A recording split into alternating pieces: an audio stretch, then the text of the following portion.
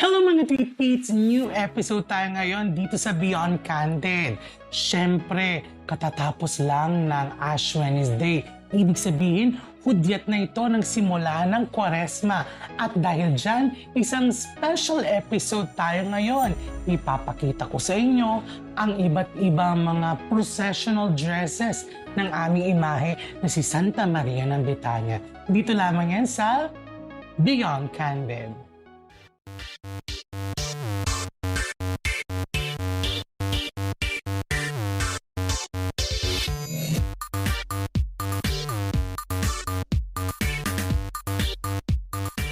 Bilang isang kamarero, hindi biro ang mag-isip kung ano nga ba ang ihahanda namin mga damit para sa prosesyon. Siyempre, 1 year in the making pa nga yung iba eh. Diba?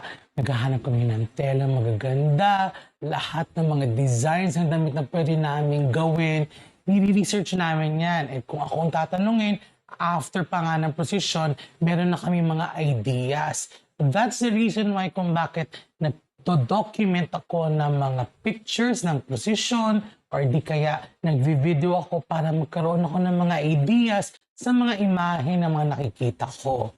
So ngayong araw na to, ang episode natin is ipapakita ko sa inyo ang mga damit ni Maria ng Betania simula nung nag-umpisa siya. Simula 2009. So 16 years ago na po. So nandito yung mga damit, ipapakita ko po sa inyo isa-isa. And I'll be giving you trivias kung ano nga ba ang meron doon sa mga yon. Katulad ko saan ko binili ang damit, may mga nag-donate ng mga tela, bakit ganun ang design niya, etc. So, simulan na po natin. Dahil first time ko magkaroon ng santo noong 2009, so sabi nila when we pick up the image, dapat meron ng prepared na damit. Okay, may prepared na damit. So, parang months before that, nilapitan ako ni Chanora, sabi niya, may pinabiling damit ang ina ng Hapis na ni-reject ni Tito Mike. Dahil mabait ako, so sabi, inalok niya sa akin kung gusto ko daw bilhin. So ito po yung first dress ni Maria ng Betania. Dahil bago pa lang akong nagpupuon or nag-iimahe, nag-aalaga ng imahe, hindi ko pa alam yung mga paano ba pumili ng tamang tela, kung ano nga ba ang maganda. Kasi sa atin may kinang or di kaya cutesy-cutesy na tela, agad-agad binibili natin. So this is the first few dresses of Maria ng Betania. This is yung pinansundo niyang damit. Originally, kay ina ng Hapis na ni-reject ni Tito Mike. Now I know kung bakit ni-reject. So yan, ako ang bumili. Kasi sabi ko, oh, maganda naman siya. So yan, this is the dress. I don't know where she bought this tela. If I'm not mistaken, Taytay or Divisoria. So it's a baby pink dress na may mga ano-ano. So yan. So ito po yung, if you would look at my Facebook page, yung paghahanda kay Betania. Yan. Ito yung nakasuot sa kanya nung nilalagay sa karo para tornilyohin. So this is the first dress of Maria ng Betania, which is 2009 pa po. Hindi ko masyadong ginagamit kasi masikip, sobrang sikip niya. Siyempre, wala pa kaming basihan talaga ng damit ni Betania. Sinukat lang, so parang hit and miss lang po ito. I don't want to dispose this first kasi syempre gusto ko pag nagkaroon ng parang memorabilia or museum si Betania. So gusto ko naka-display ito. The first dress of Maria ng Betania, pinansundo. So yeah. So after kong pakita sa inyo yung welcoming dress of Maria ng Betania, yung pink. Ngayon na may papakita ko po sa inyo yung kauna-unang processional dress ni Maria ng Betania ng 2009. This is the Wednesday dress. Yan. This is inspired of medieval yata, if I'm not mistaken. So yan. The medieval dress. So this is old rose na color then taffeta na magenta. Tapos may belt po ito and yung kanyang belo na lavender.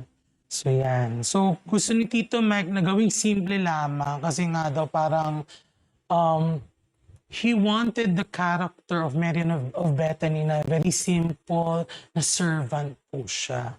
So yan, kaya ito yung naging damit, which I think is one of the dresses na ginagaya ngayon ng ibang mga santero. Simple yung design niya. So medieval siya.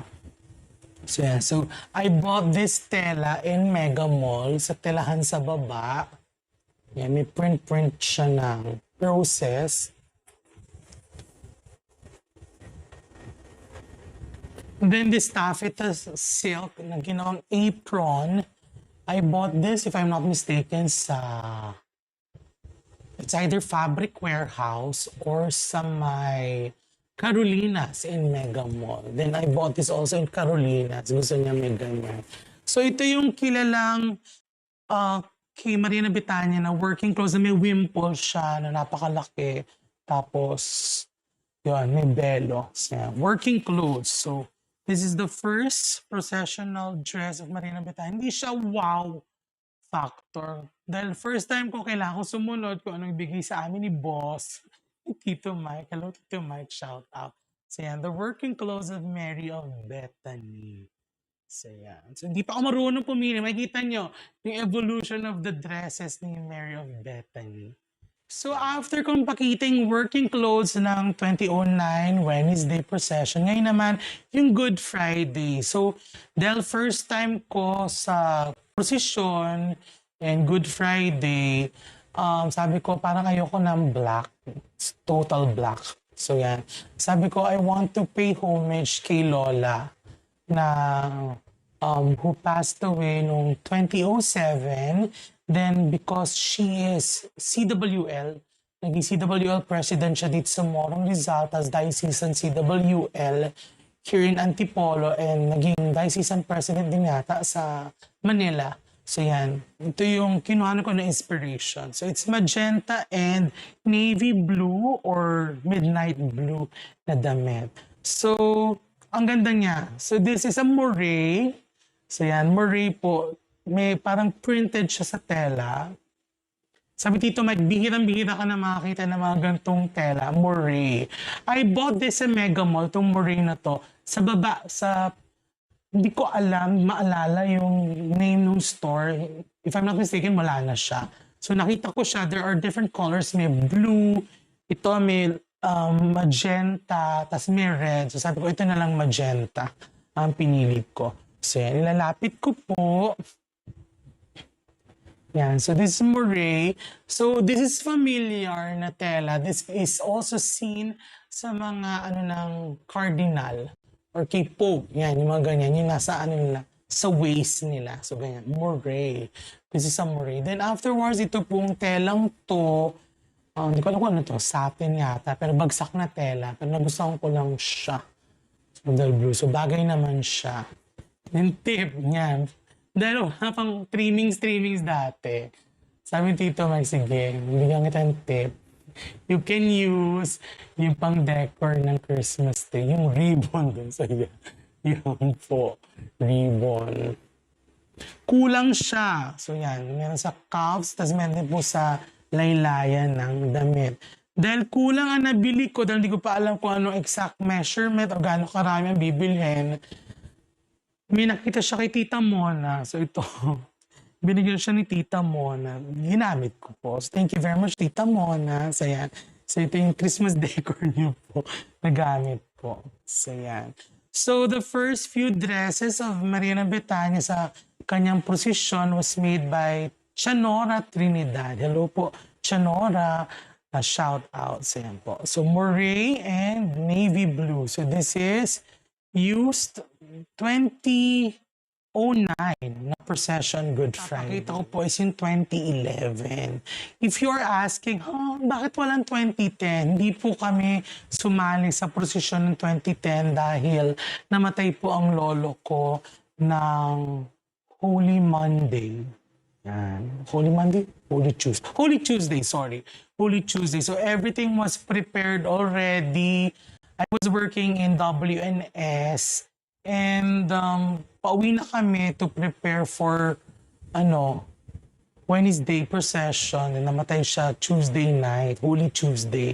Kaya yon. So the dress ng 2010 will be used again. Ginamit naman namin noong 2012. Okay? Pero hindi ko maipapakita dahil suot siya ni Betania ngayon nasa taas. Okay?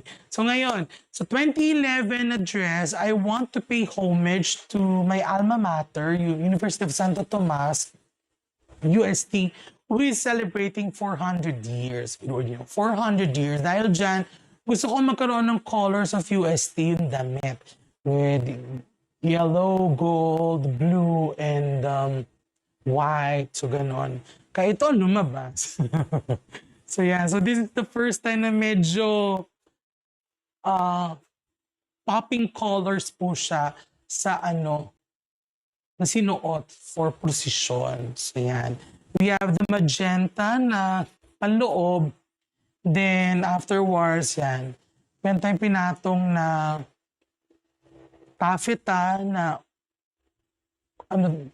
orange na nagkakaroon ng konting pink na so yan. Then, meron to. Yan. So, this is the 2011 Wednesday dress. Yan, ako na nagkabit ng mga konting sparkle.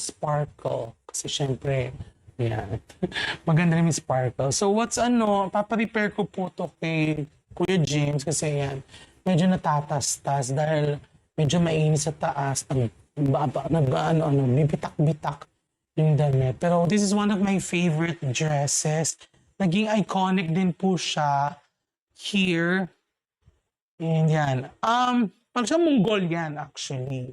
Ang kwento nito, ang design dito, talagang parang siya, ganun. Sabi ko parang buntis.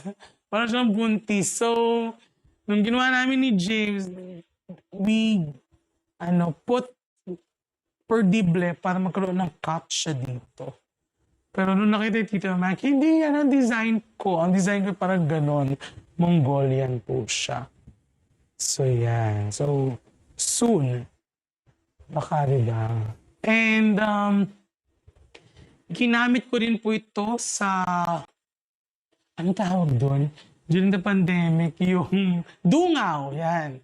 Dungaw ni Betania noong 2020.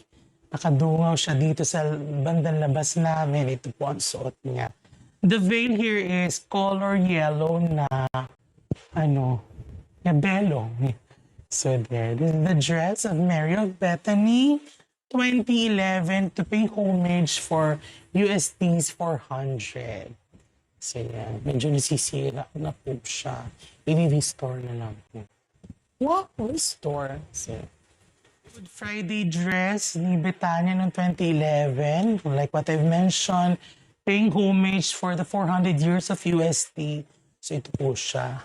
This is what we call the Sacristana dress. Maganda siya. One of my favorite dresses. Yeah. So we have here yung black dress inside. This was bought by Tito Mike sa Carolinas in Mega Mall when they were buying damit for Salome. Then nakita niya to kasi muted na gold. Hindi siya ganun ka-shocking na gold. So, 3 yards po ito. And ginawa ng paraan ni Chanora para maging ganyan. So, meron tayong yan. May bib siya. Then afterwards, natin. Ang ganda niya. One of my favorite dresses also. It's simple pero iba ang dating niya pag nasa karo. So, iba. The tela. Medyo may kamahalan yung lace down na to. Okay? So there. Then I partnered this with the veil na very plain lang na black. Then this was used again noong 2020 na dungaw, Good Friday, dito po sa labas ng house namin. Meron po ito dito sa leeg para pero nung prosesyon hindi ko ginamit. Nung dungaw nagamit ko po siya. Sa Kristana dress. So yan. Sa mga na-inspire po for this one. This is the dress. Medyo napahaba ni Chanora ito. So kaya pag kinakabit namin, ina-adjust po namin pataas para siyang gala uniform ng mga Assumptionista. 2012 na damit ni Betania. This was inspired, yung color niya, dun sa Jesus in Morong painting na makikita sa simbahan ng Morong na dati nakapaskil dun sa taas ng altar. Then napunta sa baba sa may side. Tapos ngayon nasa may amba. Tapos ngayon hindi ko na alam kung saan. Kasi sabi ko, ay maganda yung color combination. Green, celadon green and blue. So marami nagkakagusto po nito. One of this is Jeffrey Catuira. Kay Sir Jeff Catuira. Shout out. So maganda to. I bought this sa Fabric Warehouse. Ayan, the celadon green. Then ito yung parang bluish green, light bluish green. So yan. Then trimmings also was bought there. Gusto ni Jeffrey Catuira kasi parang fresh na fresh ang color niya. So nilagyan namin to ng belt. Ay, yung belt yung sa Christmas tree ribbon. So kami nila James ang nag-ayos, Kuya James ang nag-ayos. And then may ginawa siyang ribbon na nakaganon. Nakita ni Tito Mark nagalit sa akin. Sabi, kung kayo ay magbabago ng design ko, wag na kayo magpa-design sa akin. So yun ang sinabi. But may bunny ear yung so yan. Tapos ang nito, ang headdress yan, nakapilipit na tela. Tapos may lagyan ko ng beads. Tapos meron siya. So medieval siya. So this is pop sleeves siya. Medyo pop sleeves. May character siya talaga. So yan. Ang maganda dito yung itong blue na to. May mga design siya na yan. Hindi siya kita dito pero medyo may konting kinang. 12 na damit ni Betania, Good Friday. The dress, Good Friday dress. One of my favorite also. Ang ganda-ganda po niya in person. So yan. I bought this tela sa Fabric Warehouse. So yan. Ang ganda-ganda niya. Manipis siya actually na black. Tapos ipapatong mo yung na lang, parang kamison na violet. Tapos ito, pinaburda ni Chanora sa tiga-ibaba. So, yan. So, may mga kinang-kinang po siya. Kung mapapansin niyo, ito yung tela nung gawa ni Kuya James na damit. This is the tela na kahati nung 2017 na Good Friday. So, there. Maganda siya. Originally, ang kwento dito, Mike, dapat dalawang damit siya. So, isa muna yung violet, violet muna na damit, and afterwards, ipapatong mo itong black. So, ang ginawa ni Chanora, na ipagtahi niya pong pareho. Yan, as one na siya. Kaya medyo mabigat po siya. What's nice here, pwede niyong ayusin na naka-pin dito, para may konting effect na nakikita mo yung may slit siya. So, pwede mong takpan. So, meron siyang, pwede rin naman siyang pass para may pop out ng something. So, there. Also use, again, doble ng beses ginamit to, yung year kung saan dapat may Gloria Manundo ako.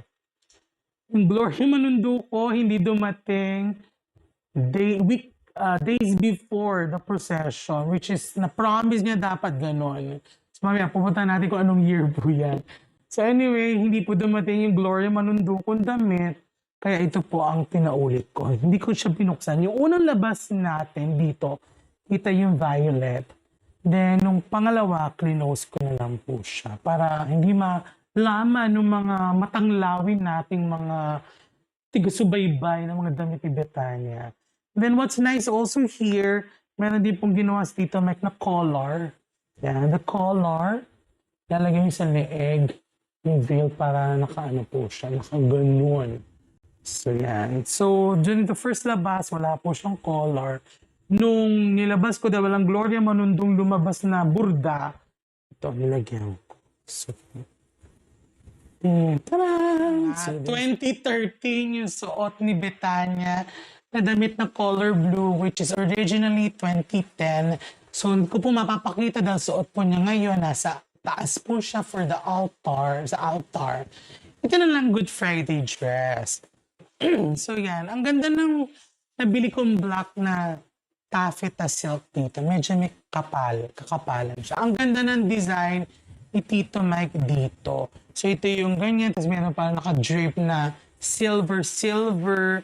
Medyo nasad ako dahil hindi na nakuha ni Chanora yung bet namin na ano dito.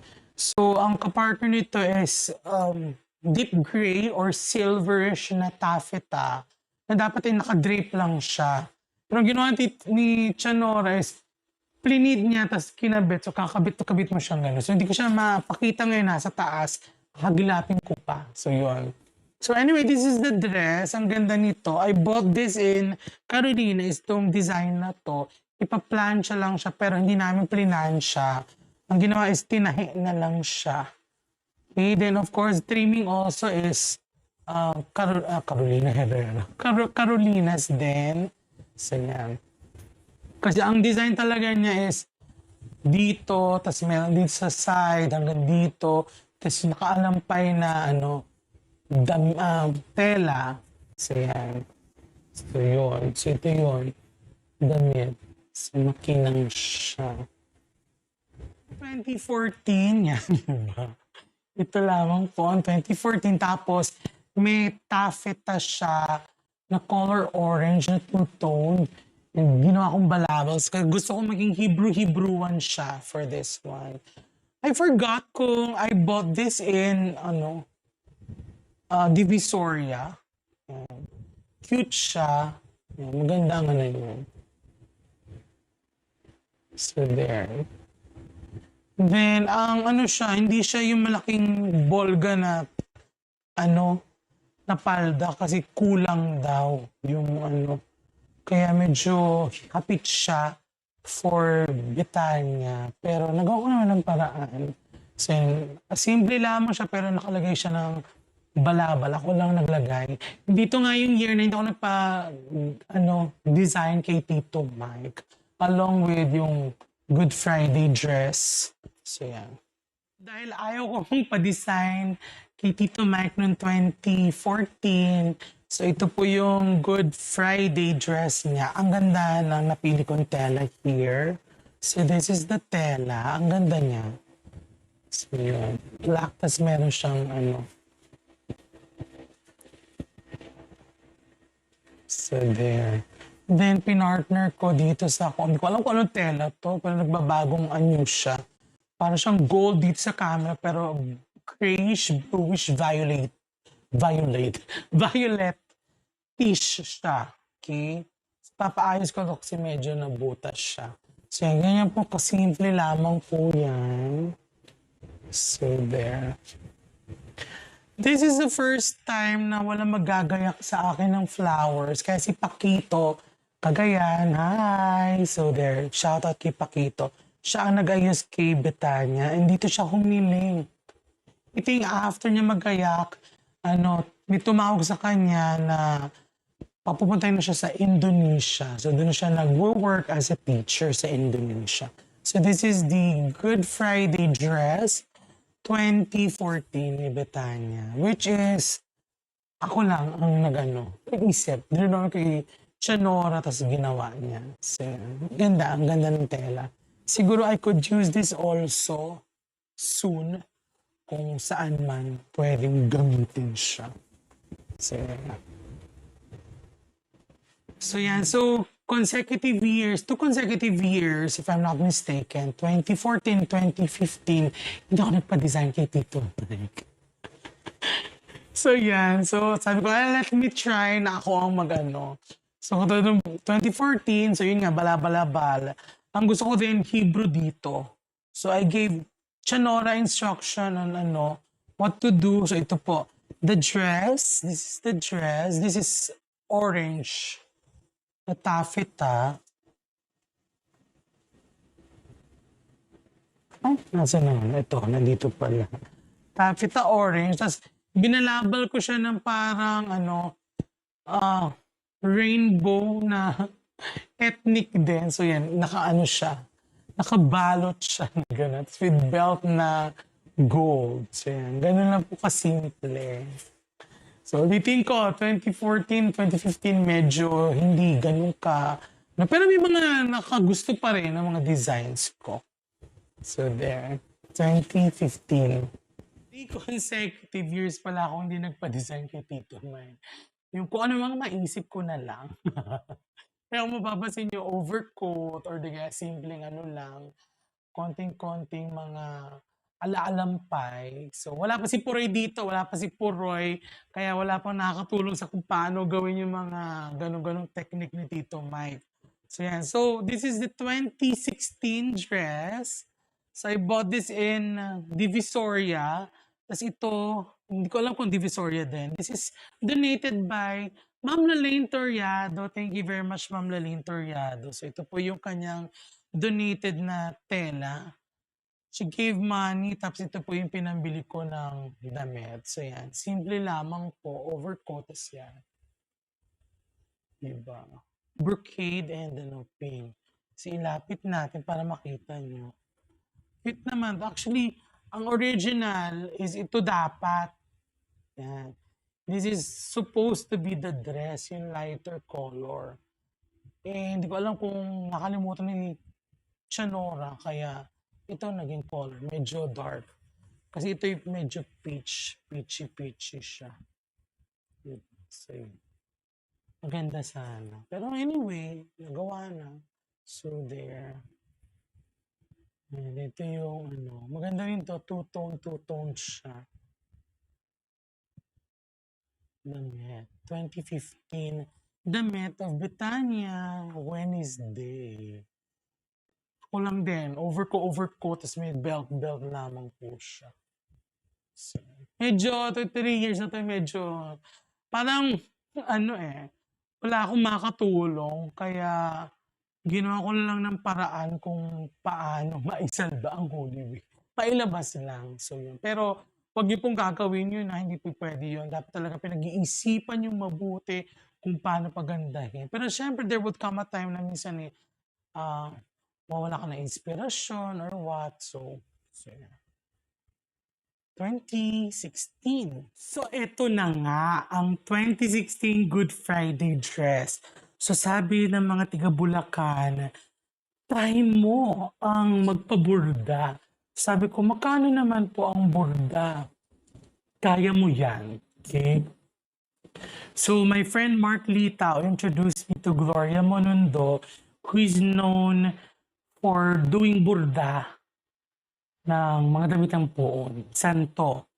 And if I'm not mistaken, she did dresses for Manawag and Lanaval. So katulad ng binanggit ko, dapat gantong year siya nagpatahi pero hindi dumating. So after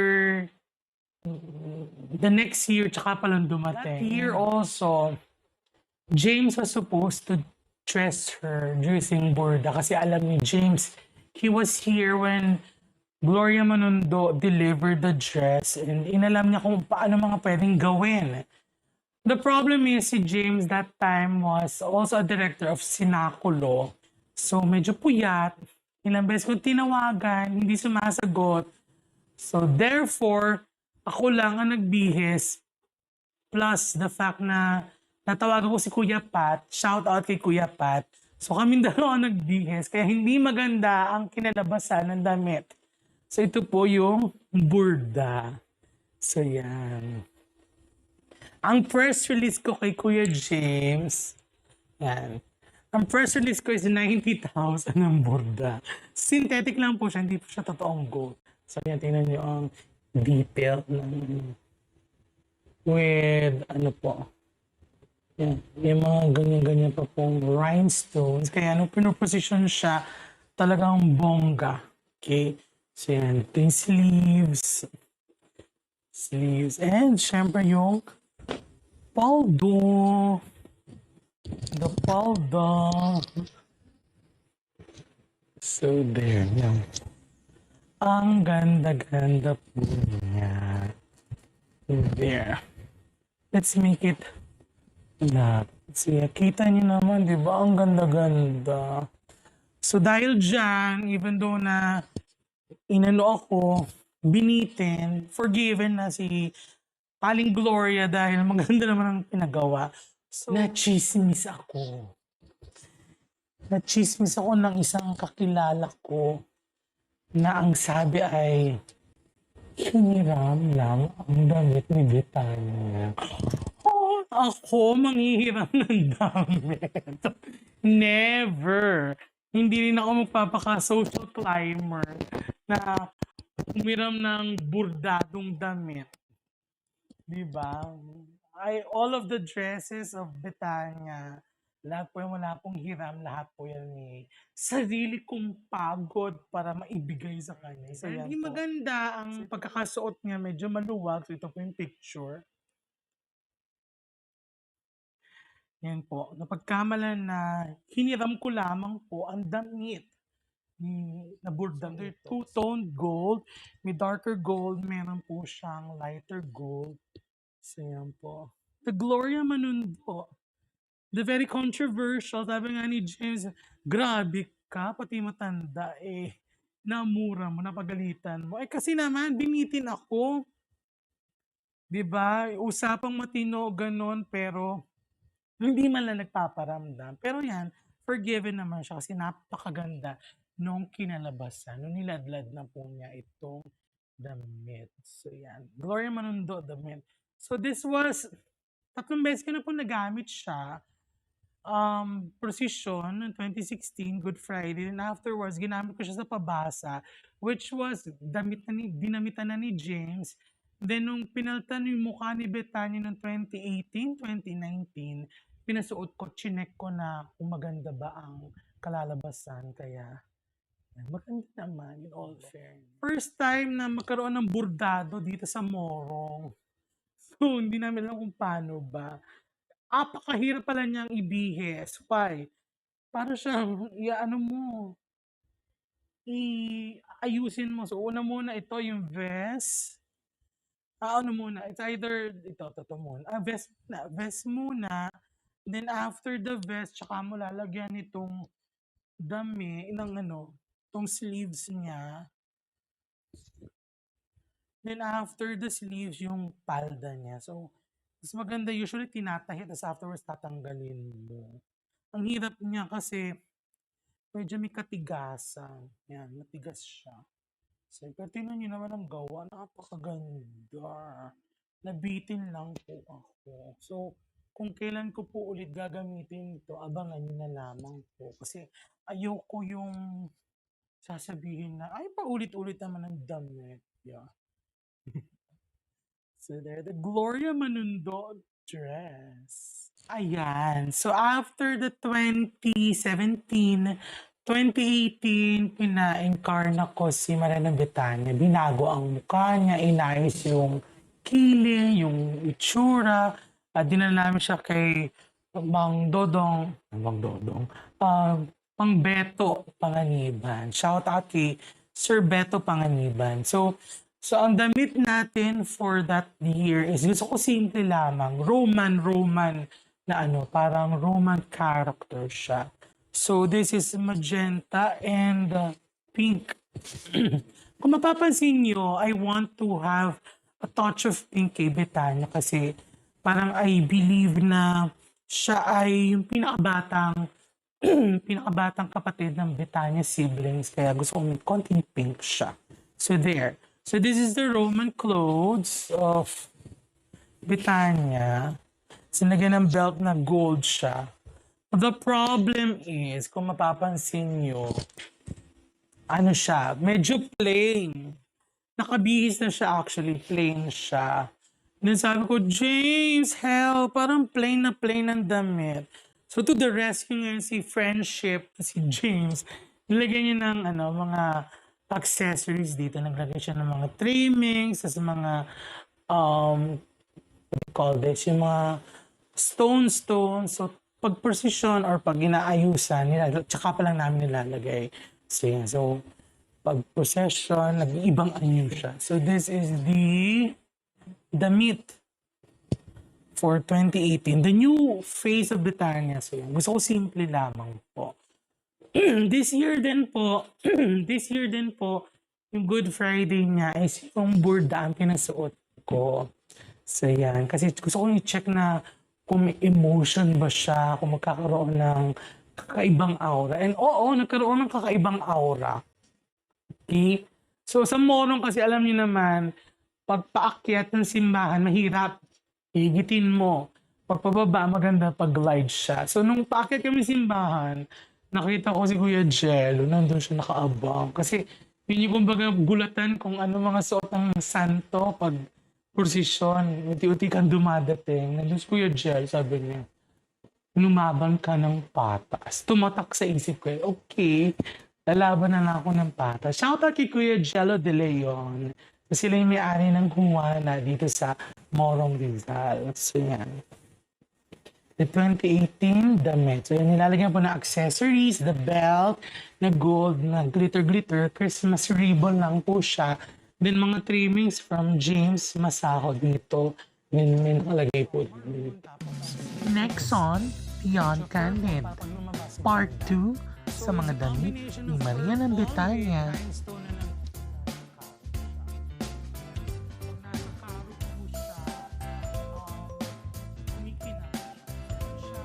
Black dress inside, and afterwards ito po yung